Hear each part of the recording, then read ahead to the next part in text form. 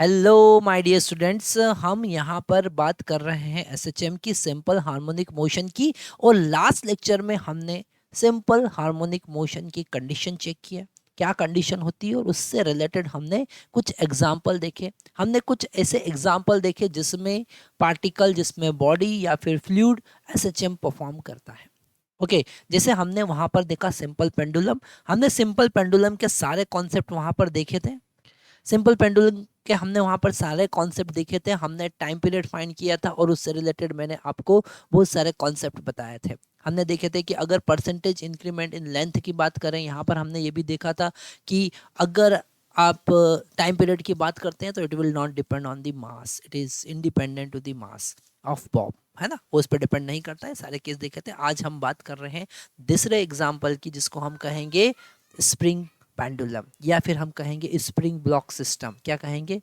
Spring block system, है ना। तो हमारे पास में नेक्स्ट टॉपिक है नेक्स्ट टॉपिक है स्प्रिंग ब्लॉक सिस्टम, या फिर स्प्रिंग पेंडुलम भी कह सकते हैं, स्प्रिंग ब्लॉक सिस्टम। ओके तो यहाँ पर हमने एक स्प्रिंग लिया जिसका स्प्रिंग कांस्टेंट के है ना। यहाँ पर एक फिक्स सपोर्ट से हमने एक स्प्रिंग को कनेक्ट किया। ये हमारे पास स्प्रिंग है और यहाँ एक ब्लॉक है, और इस ब्लॉक का मास है कैपिटल एम, स्प्रिंग कांस्टेंट है के। ओके कनेक्ट किया। और अगर इसकी mean position x equal to 0 से हमने इसको डिस्प्लेस किया, मान लेते हैं डिस्प्लेसमेंट x देते हैं, तो स्प्रिंग में फोर्स डेवलप होता है F। और हमको पता है ये जो फोर्स होगा वो होगा माइनस के इंटू एक्स। ओके ये स्प्रिंग का कॉन्सेप्ट हमको पता है। This F is equal to minus के इंटू एक्स होता है। और यहाँ पर अगर इस फोर्स को लिखे mass into acceleration, that is equal to minus के into x. So this acceleration A will become minus के into K divided by M into X. और यहाँ से हमको क्लियरली समझ में आ रहा है कि acceleration is directly proportional to negative of x, and this is the condition of SHM. ये हमारे पास में एसएचएम का कंडीशन है जो सेटिस्फाई हुआ। मतलब ये हम कह सकते हैं कि ये सरफेस अगर स्मूथ है, ये सरफेस अगर फ्रिक्शनलेस है, स्मूथ सरफेस है, मतलब कि किसी टाइप का अदर फोर्स यहाँ पर नहीं लग रहा है। अगर ये सरफेस स्मूथ है तो ये सरफेस अगर स्मूथ है तो ये बॉडी एसएचएम परफॉर्म करेगी, ये ब्लॉक एसएचएम परफॉर्म करेगी। और वही कंडीशन हमने वेरीफाई किया क्योंकि ये कंडीशन हम देख चुके हैं। अब अगर हम इसको जनरल इक्वेशन से कंपेयर करें, अब हम कंपेयर कर रहे हैं इसको जनरल इक्वेशन से, और जनरल इक्वेशन एसएचएम का क्या होता है? Now comparing general equation, comparing with general equation से हमने कंपेयर किया। जनरल इक्वेशन होता है a is equal to minus omega square x. Okay general equation क्या होता है? A is equal to minus omega square x. इसको कंपेयर करेंगे तो ओमेगा स्क्वायर का वैल्यू हमारे पास में आया के बाय एम। मतलब यहां से ओमेगा का वैल्यू अब हमारे पास में आ जाएगा रूट के बाय एम। कितना आ जाएगा? Root k by M. आपने यहाँ पर ओमेगा निकाल लिया। अब ओमेगा निकाला तो आपको पता है टाइम पीरियड कैसे फाइंड करेंगे। This omega is equal to 2 pi by T, that is equal to root k by M.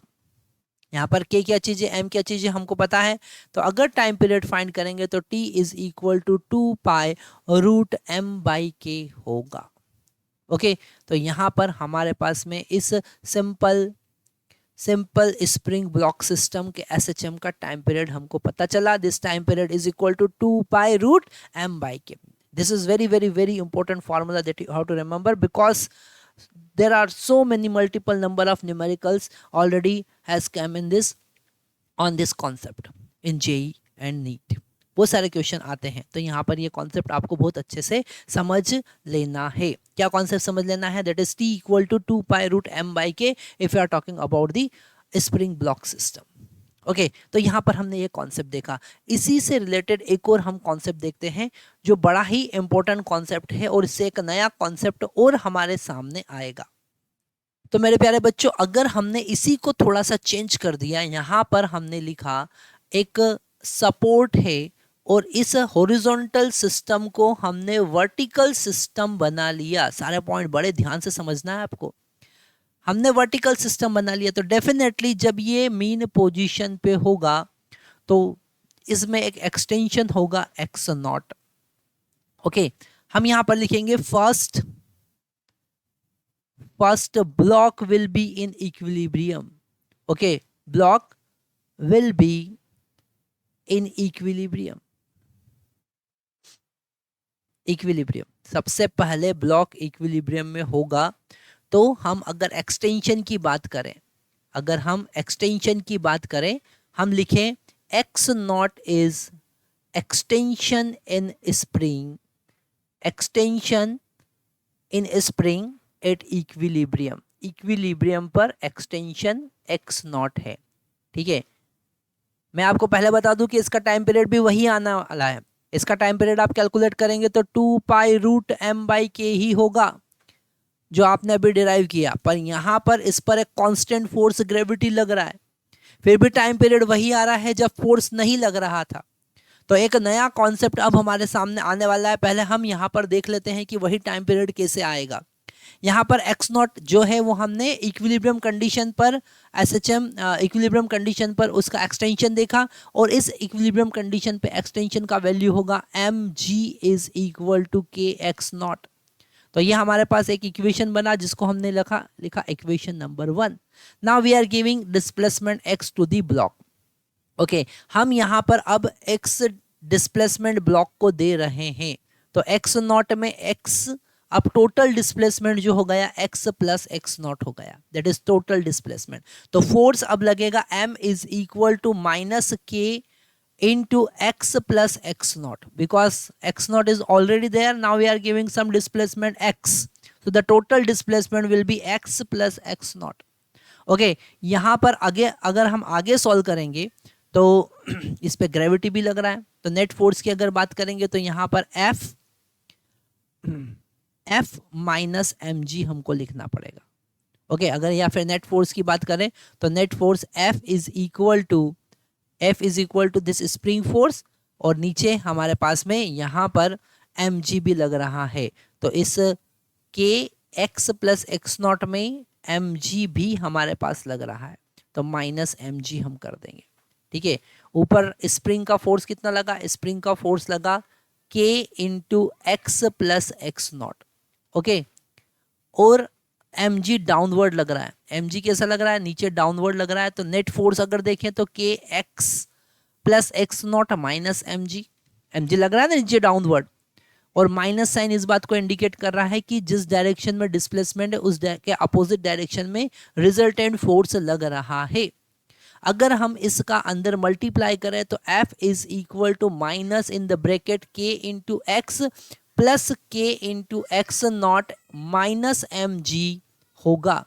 और यहाँ पर क्लियरली समझ में आ रहा है from equation number 1 this mg and k x not will cancel out. इस इक्वेशन 1 से जो हमने स्टार्टिंग में एक्सटेंशन देखा था, इक्विलिब्रियम पोजीशन पे जो एक्सटेंशन देखा था वो कैंसिल कर देगा mg से। तो यहाँ पर अब हम लिख सकते हैं m into a is equal to minus k into x. Again we are having this acceleration is equal to minus k by m into x, so it is condition of SHM। Now the time period again that is equal to 2π√m/k जो हमने last time में derive किया था। तो यहाँ पर हमारा time period वही आया जो हम पहले डिस्कस कर चुके थे।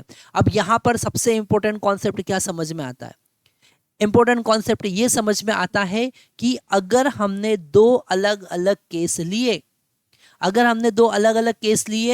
हमने स्प्रिंग को हॉरिजॉन्टल रखा और अगर हमने इस स्प्रिंग को वर्टिकल रखा, ध्यान से समझना जो कॉन्सेप्ट मैं आपको बता रहा हूँ, क्योंकि इसी से नया कॉन्सेप्ट बनने वाला है। इस स्प्रिंग को हमने वर्टिकल रखा तो यहाँ दोनों केस में टाइम पीरियड 2π√m/k ही आया। ठीक है, अब आप कहेंगे सर इसमें नई क्या बात है? अभी हमने डिराइव किया है, पर नई बात यह है कि जो सेकंड केस है इसमें कांस्टेंट फोर्स नीचे एक ग्रेविटी mg लग रहा है, फिर भी टाइम पीरियड वही आ रहा है।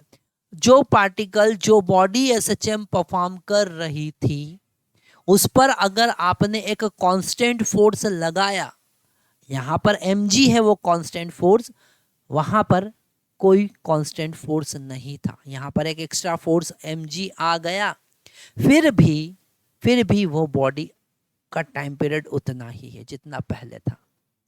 तो अगर आप यहाँ पर लिखें कि when a body performing SHM and we are applying constant force, अगर हमने उसके ऊपर कांस्टेंट फोर्स लगाया तो भी वो टाइम पीरियड उतने ही टाइम पीरियड से SHM परफॉर्म करेगी, तो भी वो उतने ही टाइम पीरियड से SHM परफॉर्म करेगी। ये कॉन्सेप्ट आपको अब लिख लेना है। क्या कॉन्सेप्ट लिखना है?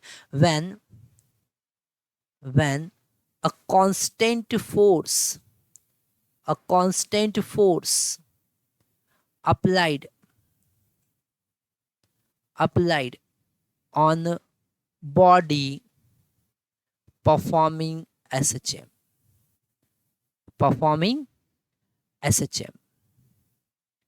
no change in time period, no change in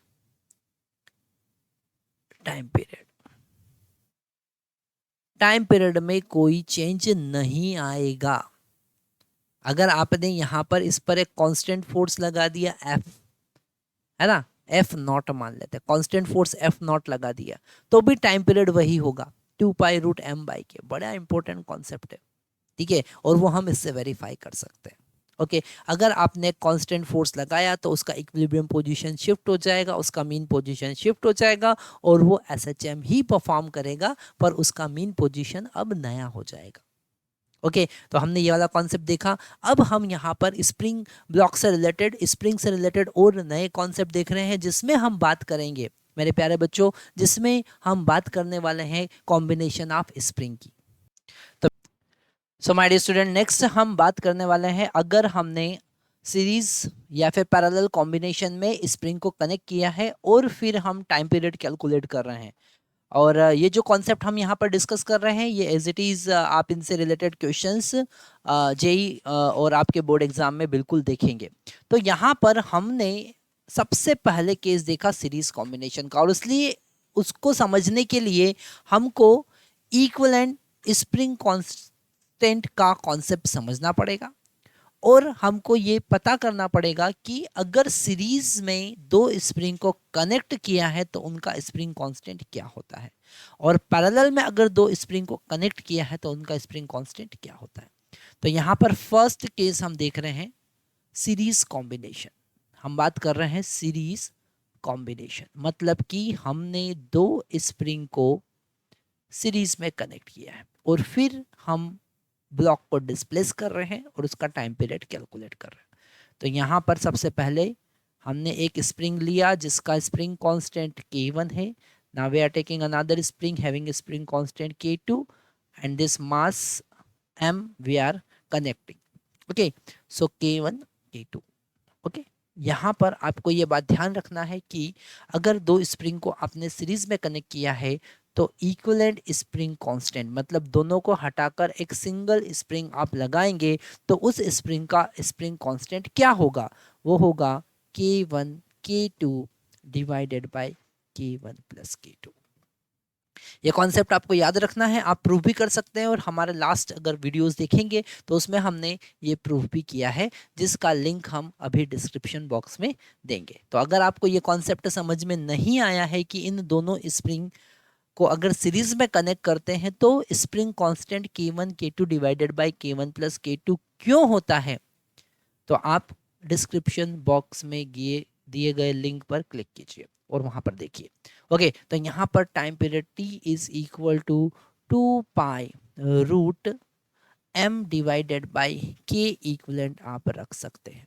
okay तो यहाँ पर हमारा फॉर्मूला हो जाएगा 2π√m divided by K1 K2, और इसके भी डिवाइड में आएगा K1 प्लस K2, और जो ऊपर मल्टीप्लाई हो जाएगा, जो यहाँ पर न्यूमरेटर में मल्टीप्लाई हो जाएगा, क्योंकि A divided by B by C, तो C ऊपर मल्टीप्लाई में होता है। तो टाइम पीरियड T हमारे पास में आया 2π√m K1 K2 divided by K1 plus K2।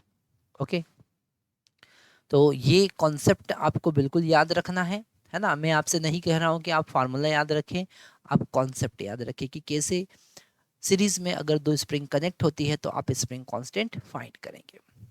Next हम बात कर रहे हैं पैरेलल कॉम्बिनेशन का। किसका बात कर रहे हैं? पैरेलल कॉम्बिनेशन का। हम बात कर रहे हैं पैरेलल कॉम्बिनेशन। अगर दो स्प्रिंग को हमने पैरेलल में कनेक्ट किया है, मतलब यहाँ पर हमारे पास एक सपोर्ट है और हमारे पास दो स्प्रिंग हैं जिसका स्प्रिंग कांस्टेंट K1 और K2 है, और दोनों को हमने कैसे कनेक्ट किया है? पैरेलल में कनेक्ट किया है। दोनों को पैरेलल में कनेक्ट किया है और यहाँ पर ब्लॉक लगाया है M। तो यहाँ पर आपको पैरेलल कॉम्बिनेशन में स्प्रिंग कांस्टेंट ऐड हो जाता है, मतलब equivalent spring constant K1 plus K2 होगा। ओके, और T is equal to 2 pi root M divided by K equivalent, मतलब K1 प्लस K2 आप रखेंगे। तो ये हमारा पैरेलल कॉम्बिनेशन में स्प्रिंग कांस्टेंट हुआ। तो यहाँ पर आपने ये कॉन्सेप्ट देखा। इससे भी इम्पोर्टेंट एक और कॉन्सेप्ट हम देख रहे हैं, और यहाँ पर मैं आपको बता दूं कि ये सारे क्वेश्चंस एग्जाम में आए हुए हैं। जो कॉन्सेप्ट हम यहाँ पर डिस्कस कर रहे हैं उन कॉन्सेप्ट पे बेस्ड क्वेश्चन जेई में और नीट में एज इट इज़ आप देखेंगे, और हम वहाँ पर ये सारे क्वेश्चन की हेल्प से ही आपके कॉन्सेप्ट को और ज़्यादा स्ट्रॉन्ग करेंगे। ओके, तो यहाँ पर हमारा टारगेट यही होता है कि हम जब कभी कोई वीडियो बनाते हैं तो उस वीडियो में एक टॉपिक हम लेते हैं और उससे रिलेटेड सारे कॉन्सेप्ट हम डिस्कस करते हैं, उसके बाद में उससे रिलेटेड जेई के क्वेश्चंस हम सॉल्व करते हैं। तो आप देखेंगे आपका पूरा कॉन्सेप्ट यहाँ पर क्लियर होगा और एक कॉन्फिडेंस भी डेवलप होगा, क्योंकि आप उसके बाद में जेई के क्वेश्चन सॉल्व कर पा रहे हैं। हम यहाँ पर एक और कॉन्सेप्ट देख रहे हैं यहाँ पर एक और कॉन्सेप्ट देख रहे हैं। हम यहाँ पर देख रहे हैं कि अगर हमने एक ब्लॉक को, जरा ध्यान से समझना, थर्ड केस हम देख रहे हैं, और ये थर्ड केस से रिलेटेड बहुत इंपॉर्टेंट कॉन्सेप्ट हैं और ये जेई में आए हुए क्वेश्चंस होते हैं। ओके, तो यहाँ पर हमने दो सपोर्ट के बीच में दो स्प्रिंग जिनका स्प्रिंग कांस्टेंट K1 और K2 है, उनसे एक ब्लॉक को कनेक्ट किया। यहाँ का स्प्रिंग कांस्टेंट K1 और इसका स्प्रिंग कांस्टेंट K2 और ब्लॉक M हमने कनेक्ट किया। ओके, तो अब अगर इस ब्लॉक को डिस्प्लेस करते हैं तो मैं आपको एक बहुत इंपॉर्टेंट कॉन्सेप्ट यहाँ पर बता रहा हूँ। वो कॉन्सेप्ट ये है कि ये दोनों ब्लॉक वैसा ही काम करेंगे जैसे पैरेलल कॉम्बिनेशन का है। ठीक है, तो शॉर्ट में आप ये याद रखिए कि it is kind of parallel combination. ये पैरेलल कॉम्बिनेशन है क्योंकि दोनों एंड जो है, एक एक एंड यहाँ पर ब्लॉक से कनेक्टेड है और एक एक दोनों स्प्रिंग के एक एंड जो है वो ग्राउंड से कनेक्टेड है ना। तो यहाँ पर अगर हम देखें तो ये पैरेलल कॉम्बिनेशन का केस होगा, मतलब इसका टाइम पीरियड आप डायरेक्टली लिख सकते हैं 2 pi root M divided by K1 plus K2। Okay, 2 pi root M divided by K1 plus K2। पर यहाँ पर जो डायरेक्ट हम आपको शॉर्ट ट्रिक्स बता रहे हैं वो हमेशा आपकी हेल्प नहीं करेगी, क्योंकि अगर आप नीट की प्रिपरेशन कर रहे हैं, जेई की प्रिपरेशन कर रहे हैं, तो आपको सारे कॉन्सेप्ट पता होना चाहिए। आप डायरेक्ट क्वेश्चन तो सॉल्व कर पाएंगे कि कर पास पाएंगे, पर अगर कोई ऐसा क्वेश्चन आया जिसमें आपको डेरिवेशनल टाइप का कॉन्सेप्ट यूज़ करना है, तो इसलिए हम इस क्वेश्चन का डेरिवेशन भी आपको बता रहे हैं, इस केस का डेरिवेशन भी हम आपको बता रहे हैं, जो आपको बिल्कुल ध्यान से समझना है। यहाँ पर थोड़ा सा अगर हम कॉन्सेप्ट लगाएं कि इस ब्लॉक को हमने एक्स डिस्प्लेसमेंट दिया, तो ये जो K1 है ये इसको इस डायरेक्शन में फोर्स लगाएगा, और K2 जो है वो इस डायरेक्शन में उसको पुश करेगा। यहाँ पर पुल का केस है, यहाँ पर पुश का केस है, ये इसको खींचेगा, ये इसको दबाएगा। ओके, तो यहाँ पर अगर हम F1 और F2 इस ब्लॉक पर नेट फोर्स की बात करें, तो इस ब्लॉक पर नेट फोर्स जो होगा F1 इस डायरेक्शन में और F2 भी इसी डायरेक्शन में। ओके, तो यहाँ पर अगर आप नेट फोर्स की बात करेंगे तो वो होगा F1 plus F2। Net force की बात करेंगे तो F1 प्लस F2 होगा, और वो होगा minus K1 into x minus K2 into x. अगर आप F1 की बात करेंगे तो वो होगा K1 इंटू एक्स, और F2 की बात करेंगे तो K2 इंटू एक्स। यहाँ पर दोनों का एक्सटेंशन सेम है, जितना यहाँ पर कंप्रेशन होगा, सॉरी एक्सटेंशन होगा, उतना ही यहाँ पर कंप्रेशन होगा। तो यहाँ पर जो एक्सटेंशन है आप लिख सकते हैं, एक्सटेंशन जो है वो यहाँ के कंप्रेशन के बराबर है, यहाँ के कंप्रेशन के बराबर है। तो इसलिए आप यहाँ पर एक्स एक्स यूज कर सकते हैं दोनों की जगह पर, और नेट फोर्स मतलब mass into acceleration that is equal to minus K1 plus K2 into x. तो यहाँ पर हमारे पास में ओमेगा का value K1 plus K2 into m, ये ओमेगा स्क्वायर का वैल्यू आ गया। जनरल इक्वेशन से कंपेयर करेंगे तो यहाँ पर ओमेगा स्क्वायर का वैल्यू हमारे पास में आया root K1 plus K2 by m, और टाइम पीरियड, सॉरी ओमेगा का वैल्यू आया है, टाइम पीरियड कितना हो जाएगा, टाइम पीरियड हो जाएगा 2 pi root m divided by K1 plus K2। Okay, तो यहाँ पर आप इस कॉन्सेप्ट को बड़ा इजीली समझ सकते हैं अगर आप छोटा सा कॉन्सेप्ट याद रखते हैं। तो हमने यहाँ पर स्प्रिंग ब्लॉक से रिलेटेड अलग अलग केसेस देखे। इस वीडियो को और हम आगे बढ़ाते हैं और यहाँ पर एक और कॉन्सेप्ट देखते हैं, अगर हमने स्प्रिंग को कट किया तो क्या होगा। तो मेरे प्यारे बच्चों, नेक्स्ट कॉन्सेप्ट हमारे पास में आता है कटिंग ऑफ स्प्रिंग। अगर हम स्प्रिंग को कट करते हैं और फिर से कनेक्ट करते हैं तो टाइम पीरियड में क्या चेंजेस आएगा। तो यहाँ पर एक और हम स्पेशल केस देखते हैं, जब हम स्प्रिंग को कट करते हैं तो आपको लिखना है यहाँ पर when we cut spring into two parts, when we cut spring into two parts. अगर आप स्प्रिंग को दो पार्ट में कट कर देते हैं तो यहाँ पर आपको बहुत इंपॉर्टेंट कॉन्सेप्ट याद रखना है। वो क्या है, वो कॉन्सेप्ट साइड में लिख लेना है कि स्प्रिंग कांस्टेंट जो होता है, स्प्रिंग का स्प्रिंग कांस्टेंट जो होता है is inversely proportional to natural length. Natural length, जो स्प्रिंग का नेचुरल लेंथ होता है, जितना बड़ा आपने स्प्रिंग लिया है that is the natural length. जो भी स्प्रिंग का नेचुरल लेंथ होता है, स्प्रिंग कांस्टेंट उसके इनवर्सली प्रोपोर्शनल होता है। जितना छोटा स्प्रिंग होगा उसका स्प्रिंग कांस्टेंट उतना छोटा होगा, सॉरी उसका स्प्रिंग कांस्टेंट उतना बड़ा होगा, इनवर्सली प्रोपोर्शनल है। तो ये कॉन्सेप्ट आपको बिल्कुल याद रखना है, क्योंकि इसी के बेसिस पर आप इस टाइप के क्वेश्चन सॉल्व करते हैं, है ना। हमारे पास में एक क्वेश्चन आया कि अगर हमने क्वेश्चन आया है कि अगर हमने एक स्प्रिंग को 2:3 के रेशो में कट किया, ठीक है, एक स्प्रिंग लिया हमने, ये स्प्रिंग है हमारे पास में, और इस स्प्रिंग को हमने 2:3 के रेशो में कट कर दिया। तो एक पार्ट जो है और दूसरा पार्ट जो है उनका लेंथ जो है वो 2:3 है। मान लेते हैं एक का लेंथ है 2x और दूसरे का लेंथ हो जाएगा 3x। ओके, 2:3 को रेशो में कट किया है। अगर इसका स्प्रिंग कांस्टेंट इनिशियली k था तो बाद में स्प्रिंग कांस्टेंट क्या होगा वो हमको कैलकुलेट करना है। ओके, तो यहाँ पर हमको समझ में आया कि इनिशियली अगर आप देखेंगे तो नेचुरल लेंथ L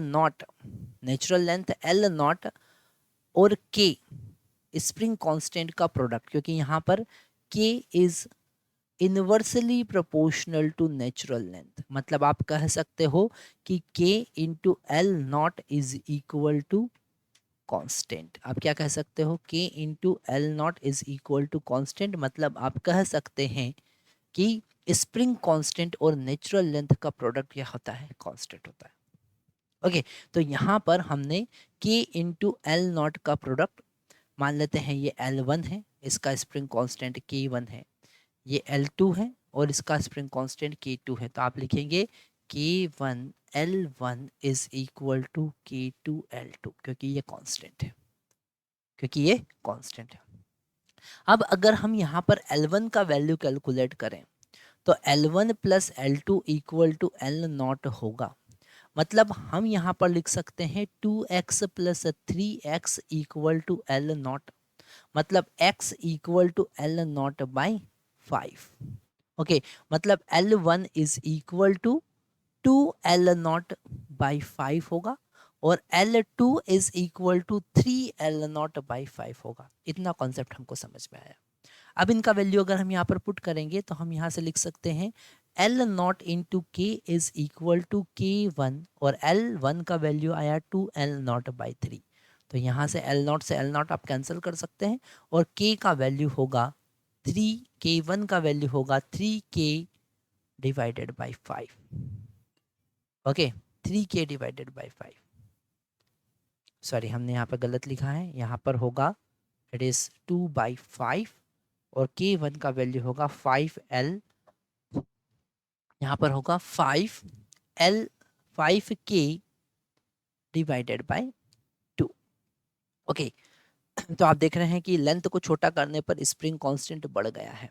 और ऐसे ही अगर आप K2 का वैल्यू फाइंड करेंगे, मतलब K2 into L2 is equal to L0 into K, है ना। तो यहाँ पर L2 का वैल्यू आप पुट करोगे 3L0/K, okay, into K2 is equal to L0 into K, L0 cancel हो जाएगा। K2 का वैल्यू जो होगा इट विल बी, यहाँ पर 5 आएगा, इट विल बी 5K/3। तो आप यहाँ पर अब नए स्प्रिंग कांस्टेंट फाइंड कर सकते हैं और उसके अकॉर्डिंग यहाँ पर आप टाइम पीरियड कैलकुलेट कर सकते हैं।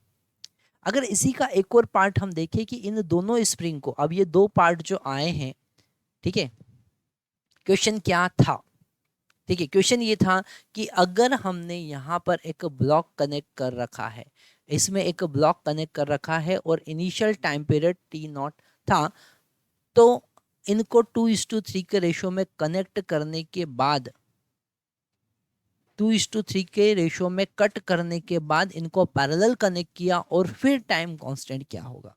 ओके, तो यहाँ पर अगर हमने अब नया टाइम कांस्टेंट, तो यहाँ पहले थोड़ा सा मैं आपको ये क्वेश्चन लिखवा देता हूँ ताकि आपको और क्लियरली समझ में आ जाए। ओके, क्वेश्चन है हमारा, when initially it is connected having time period T0। Okay, तो यहाँ पर हम लिखेंगे initial time period, initially time period is equal to T0.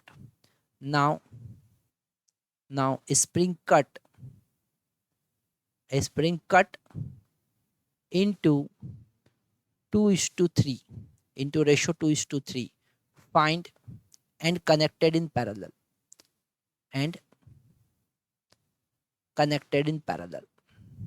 okay, connected in parallel.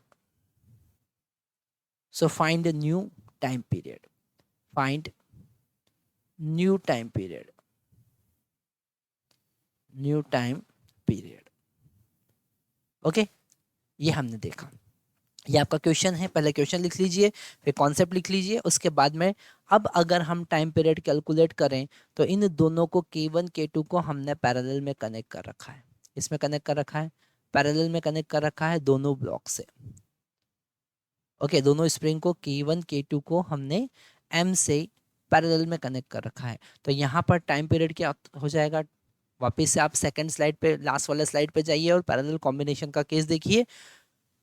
तो आपके पास में K1 प्लस K2 आएगा और K1 प्लस K2 का वैल्यू हम यहाँ पर पुट करेंगे और आंसर फाइंड करेंगे। ओके, तो आंसर क्या होगा वो आपको कमेंट बॉक्स में लिखना है। अब यहाँ पर ये क्वेश्चन एज असाइनमेंट आप लीजिए, यहाँ पर K1 K2 का वैल्यू पुट कीजिए और नया टाइम पीरियड क्या आता है वो आपको कमेंट बॉक्स में हमको बताना है। हम यहाँ पर आगे सॉल्व नहीं कर रहे हैं, क्योंकि आपको जब आप यहाँ पर क्वेश्चन सॉल्व करेंगे तो जितने कॉन्सेप्ट आपके क्लियर होंगे, अगर हम यहाँ पे करवाएंगे तो इतने ज़्यादा कॉन्सेप्ट आपके क्लियर नहीं होंगे। तो ये जरूर आप एक बार आगे K1 और K2 का सिंपल आपको वैल्यू पुट करना है और हमको बताना है कि टाइम पीरियड कितना आ रहा है। यहाँ पर हमने कॉन्सेप्ट देखा कि अगर आपने स्प्रिंग को दो पार्ट में कट किया तो यहाँ पर स्प्रिंग कांस्टेंट कैसे फाइंड करेंगे, और अगर हमने उनका वापस से रिकनेक्शन किया या तो पैरेलल में, और सीरीज में कनेक्ट करने से तो कोई मतलब है नहीं, तो पैरेलल में अगर कनेक्ट किया है या फिर एक सिंगल इंडिविजुअल स्प्रिंग को उसका एक पार्ट को हम यूज़ कर रहे हैं, तो फिर आप उसका टाइम पीरियड फाइंड करके वहाँ पर आंसर दे सकते हैं। नेक्स्ट हम बात कर रहे हैं जेईई में आए हुए क्वेश्चंस की। यहाँ पर स्प्रिंग ब्लॉक से रिलेटेड हमने सारे केसेस देखे हैं। अब हम बात कर रहे हैं जेईई में आए हुए क्वेश्चंस की, जिससे हमारे और सारे कॉन्सेप्ट क्लियर हो जाएंगे। यहाँ पर हम देखेंगे कि जो जो कॉन्सेप्ट हमने यहाँ पर देखे हैं एज इट इज़ आपके जेई में वो कॉन्सेप्ट रिपीट होने वाले हैं।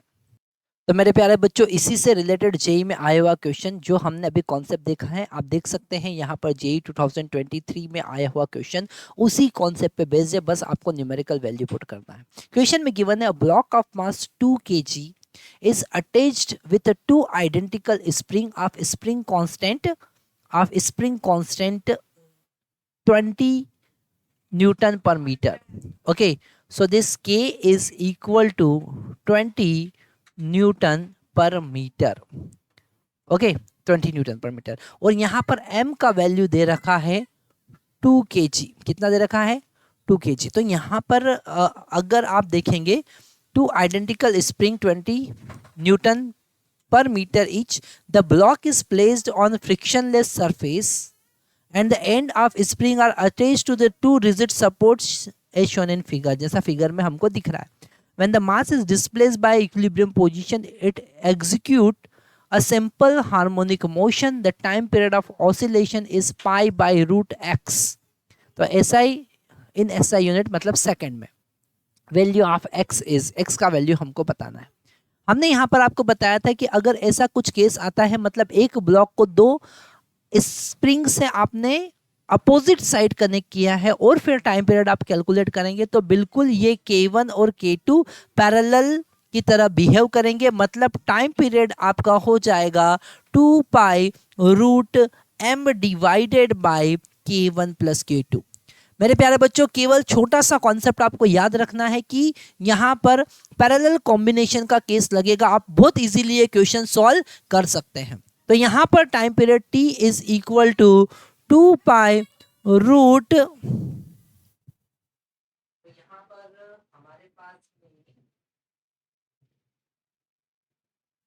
तो यहाँ पर हमारे पास में K1 K2 का वैल्यू इक्वल दे रखा है, m का वैल्यू यहाँ पर 2 kg दे रखा है, लिखेंगे 2 डिवाइडेड बाय m1 m2 का K1 K2 का वैल्यू यहाँ पर 20 प्लस 20 हम लिखेंगे। ओके, तो ये हमारे पास में हो जाएगा 2 pi root 2 by 40। Okay, cancel करेंगे तो ये 20 टाइम कैंसिल होगा, मतलब कि 2 पाई रूट, इसे हम लिख सकते हैं रूट 20। ओके, हमको यहाँ पर 1 बाई रूट एक्स का वैल्यू निकालना है।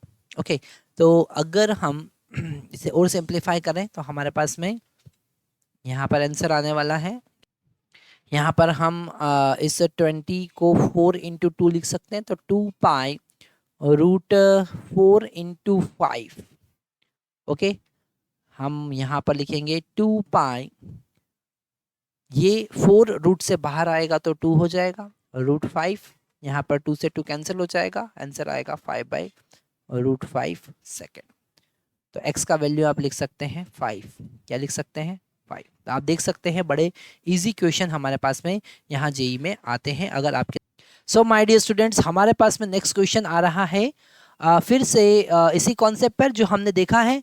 For simple harmonic motion of mass spring system shown the surface is frictionless. ये सरफेस फ्रिक्शनलेस है when mass of block 1 kg the angular frequency is omega 1 and if 2 kg the angular frequency is omega 2, so the ratio of omega 2 by omega 1। आप देख सकते हैं कितना easy question यहाँ पर हमारे सामने आ रहा है। क्वेश्चन में यहाँ पर अगर हम ओमेगा का वैल्यू देखें तो ओमेगा इज इक्वल टू होता है, ओमेगा इज इक्वल टू होता है k by m, root k by m। तो फर्स्ट अगर ओमेगा 2 हम फाइंड करें तो हम यहाँ पर लिखेंगे रूट k डिवाइडेड बाई 2। जब ओमेगा 2 है तो मास है 2 kg, तो 2 kg divided by omega 1 root k divided by, यहाँ पर अगर ओमेगा 1 फ्रीक्वेंसी है तो मास 1 kg था। ओके, सिंपल यहाँ k से k हम कैंसिल कर सकते हैं। हमारे पास में ओमेगा 1 ओमेगा 2 बाय ओमेगा 1 का जो रेशियो आया है वो 1 बाई रूट 2 आया है। तो आप देख सकते हैं सेकंड ऑप्शन यहाँ पर करेक्ट ऑप्शन होगा। ओके, आप देखेंगे यहाँ पर बड़े इजी क्वेश्चन आते हैं अगर आपके बेसिक कॉन्सेप्ट यहाँ पर क्लियर है। हम बार बार यही कहते हैं कि अगर आपके बेसिक कॉन्सेप्ट क्लियर हैं तो आप जेई के, नीट के क्वेश्चन बड़े इजीली कर सकते हैं, केवल और केवल आपको बेसिक कॉन्सेप्ट पर वर्क करना है।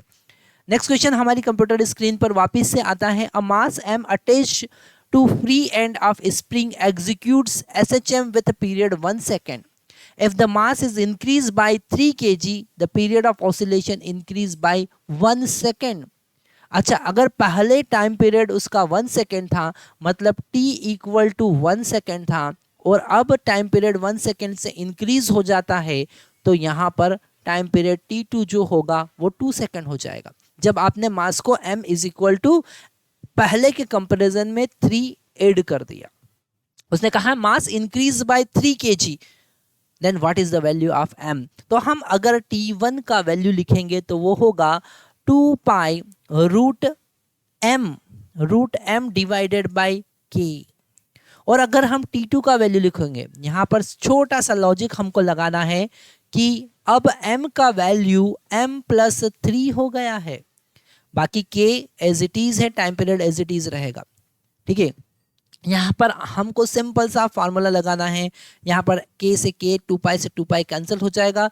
t1 का वैल्यू हम 1 पुट करेंगे, t2 का वैल्यू हम 2 पुट करेंगे, हमारे पास में आएगा m divided by m plus 3 और इसका रूट को हटाने के लिए हम यहाँ पर स्क्वायर करेंगे दोनों साइड, तो 1/4 is equal to m divided by m plus 3। Cross multiply करेंगे, m का वैल्यू फाइंड करेंगे, answer m plus 3 is equal to 4m, 3m is equal to 3, m equal to 1 kg। m का वैल्यू कितना आया 1 kg, तो आप डायरेक्टली आंसर दे सकते हैं यहाँ पर 1 kg। ओके, आंसर कितना आया 1 kg।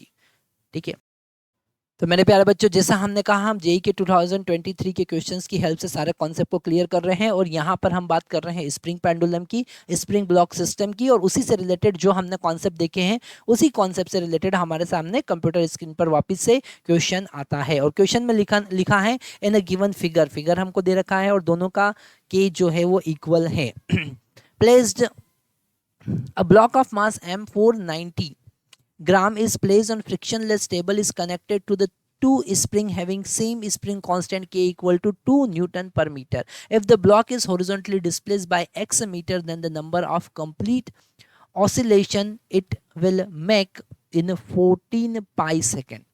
ओके, 14 पाई सेकेंड में कितने ऑसिलेशन होंगे वो हमको बताना है। तो हम अगर एक टाइम पीरियड मतलब एक ऑसिलेशन कितने सेकंड में हो रहा है वो पता कर लेंगे, तो 14 पाई सेकेंड में कितने ऑसिलेशन होंगे वो हम पता कर सकते हैं।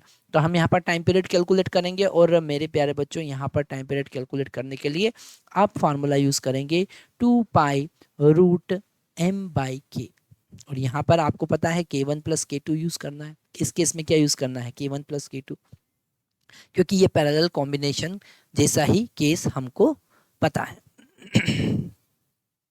यहाँ पर वैल्यू पुट करेंगे, टाइम पीरियड आएगा 2 पाई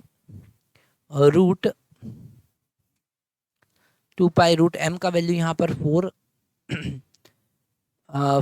m इज इक्वल टू हमारे पास में 490 ग्राम दे रखा है। अगर इसको किलोग्राम में कन्वर्ट करेंगे तो 490 डिवाइडेड बाय 1000 kg हम कर देंगे, है ना, मतलब लिख सकते हैं 0.49 kg।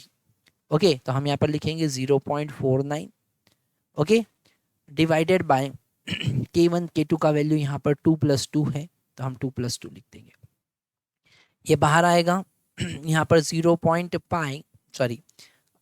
2 पाई, और ये जब 0.49 रूट से बाहर आएगा, है ना, तो ये हो जाएगा 0.7, तो इंटू 0.7, और यहाँ पर 2 + 2 4 होगा, रूट से बाहर आएगा तो 2 मिल जाएगा। तो यहाँ पर 2 से 2 हम कैंसिल कर सकते हैं, और हमारे पास में पाई का वैल्यू 22/7 हम पुट कर सकते हैं, तो यहाँ पर पुट कर देते हैं, तो हमको मिलेगा पाई 22, या एक काम करते हैं इसको ऐसे ही लिखते हैं, तो हमारे पास में आया 0.7 पाई। ओके, आगे पुट करते हैं, अगर नंबर ऑफ ऑसिलेशन निकालना है तो 14 पाई डिवाइडेड बाय 0.7 पाई, तो यहाँ पाई से पाई कैंसिल कर देंगे, है ना, हमको मिलेगा 14140 डिवाइडेड बाय 7, क्योंकि 0.7 को हम अगर सिंप्लीफाई करेंगे तो ऊपर 0 लगाना पड़ेगा। तो यहाँ पर हमारे पास में आया 20 ऑसिलेशन। आंसर कितना आया? 20 ऑसिलेशन। आप देख सकते हैं बड़े इजी क्वेश्चन यहाँ पर हमारे सामने आते हैं। एक और हम क्वेश्चन सॉल्व करते हैं। Rectangular block of mass 5 kg attached to the horizontal spring execute simple harmonic motion of amplitude 1 meter and period 3.14 second. The maximum force exerted by the spring on the block in Newton. अगर हम maximum force की बात करें तो यहाँ पर maximum force होगा minus omega square into ए। Minus केवल डायरेक्शन बता रहा है कि जब डिस्प्लेसमेंट अपोजिट डायरेक्शन में है तो फोर्स पॉजिटिव डायरेक्शन में होगा, है ना। तो मैक्सिमम फोर्स का वैल्यू हम यहाँ पर माइनस हटा देते हैं। मैक्सिमम फोर्स होगा ओमेगा स्क्वायर ए। जब x का वैल्यू मैक्सिमम तो फोर्स भी maximum, because force is directly proportional to, sorry यहाँ पर हमको m भी लिखना पड़ेगा, तो हम लिखेंगे m omega square A, that is the maximum force. तो यहाँ पर हम सबका वैल्यू पुट करते हैं और मैक्सिमम फोर्स निकालते हैं। यहाँ पर ओमेगा का वैल्यू होगा 2 पाई बाई टी, ओके, और टी का वैल्यू यहाँ पर अप्रोक्सीमेट यहाँ पाई दे रखा है, तो हम लिखेंगे 2 इंटू 3.14 डिवाइडेड बाई 3.14, तो ये कैंसिल हो जाएगा और हमको मिलेगा 2 सेकेंड, ओके, 2 रेडियन पर सेकेंड। कितना मिलेगा ओमेगा का वैल्यू? 2 रेडियन पर सेकेंड, ठीक है। यहाँ पर एफ मैक्स अगर हम निकालना चाहेंगे तो m का वैल्यू यहाँ पर 5 दे रखा है, ओमेगा का वैल्यू 2 इंटू उसका स्क्वायर और एम्पलीट्यूड 1 दे रखा है, मतलब हमारे पास में आया 5 into 4 that is equal to 20 newton. तो आप आंसर लिखेंगे 20 न्यूटन। आप देख सकते हैं बड़े इजी क्वेश्चन आए। इस लेक्चर में हमने स्प्रिंग ब्लॉक सिस्टम से रिलेटेड कॉन्सेप्ट को देखा। हमने देखा कि स्प्रिंग से जब हम किसी ब्लॉक को कनेक्ट करते हैं तो उसका एसएचएम परफॉर्म करेगा, टाइम पीरियड होगा T is equal to 2 pi root m by k. अगर सीरीज में कनेक्ट किया तो यहाँ पर K1 K2 divided by K1 plus K2 लिखना है। अगर पैरेलल में कनेक्ट किया तो K1 प्लस K2 लिखना है। अगर हमने स्प्रिंग को, एक ब्लॉक को दो स्प्रिंग से अलग अलग डायरेक्शन में कनेक्ट कर रखा है तो हमको वहाँ पर पैरेलल कॉम्बिनेशन ही लेना है। आपने देखा है कि 2023 मतलब एक ही साल में एक ही फेज में अलग अलग जो एग्जाम हो रहे हैं उसमें 2 से 3 बार उन्होंने एक ही कॉन्सेप्ट पर क्वेश्चन पूछे हैं और वो कॉन्सेप्ट बड़े इंपॉर्टेंट होते हैं, ये आपको ध्यान रखना है। नेक्स्ट लेक्चर में हम और अलग अलग एग्जाम्पल की बात करेंगे। हम बात करेंगे अगर हमने एक स्फीयर लिया, हमने अगर अर्थ के डायमीटर के अलोंग एक टनल बनाया और उसमें एक स्टोन को ड्रॉप किया तो एसएचएम परफॉर्म करेगा। अगर हमने यूट्यूब लिया और उसके फ्लूइड के मोशन को देखा तो वो एसएचएम परफॉर्म करेगा। ऐसे बहुत सारे हमारे पास में अलग अलग एग्जाम्पल है जो हम आज डिस्कस करने वाले हैं और उसमें आपको नेक्स्ट लेक्चर देखना पड़ेगा। Thank you very much.